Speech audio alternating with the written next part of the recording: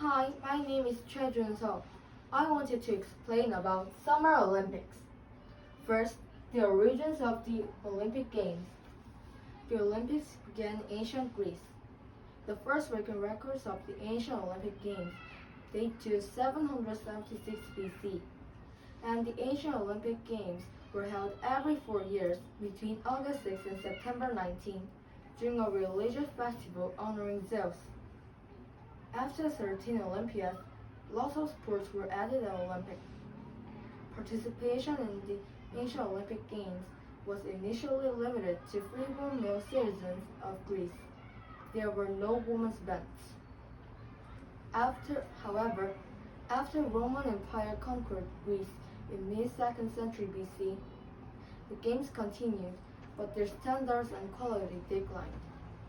It would be another 1,500 years before the game would rise again, largely thanks to the efforts of Baron Pierre de Coubertin of France. In November 1892, he proposed the idea of reviving Olympic Games as an international athletic competition held every 4 years. 2 years later, he got the approval he needed to found the International Olympic Committee, which would become a governing body of the modern Olympic Games. Second, what makes an Olympic champion? How does a person become an Olympic champion? Someone capable of winning the gold? In reality, a combination of biological, environmental, and psychological factors, as well as training and practice, all go into making a super athlete. First, which is the most important, is genetic. Olympic champions are equipped with certain physical characteristics that differentiate them with the average person. Also, size is important to some Olympic competitors. Swimmers usually tall, so they can reach longer and swim faster. Second is the environment. For example, people who live in high altitude have blood which is rich in hemoglobin. These carry oxygen around the body faster, enabling athletes to run better. Also, there are cultural factors. Tagalog is a runner who came from Kenya. When she was a child, she had to run 10 kilometers to school every day. And this background helped her to success in the Olympic Games. Third is training and practice. Greg Louganis, the diver, says, divers must train hard the same way to be successful. You have to repeat the dive hundreds or maybe thousands of times. Also, training this way requires an athlete to be not only physically fit, but also psychologically healthy as well. Third, my favorite sports and team. Fencing is a group of 3 related combat sports. The 3 disciplines in modern fencing are the fuel, the epee, and the sabre. Winning points are made through the weapon's contact with an opponent. And this time, let's talk about sabre. Sabre is a light cutting and thrusting weapon that targets the entire body above the waist, except for the weapon end. Hits with the entire blade or points are valid. And at the last Tokyo Olympics, Korean men's sabre team won the gold medal.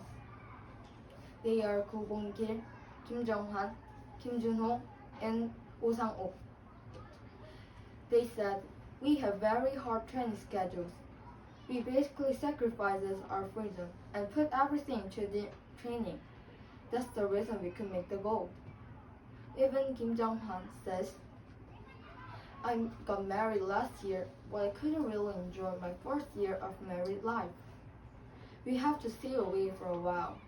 It is sad because the only way we could communicate is with a video call." Last, about Tokyo Olympic.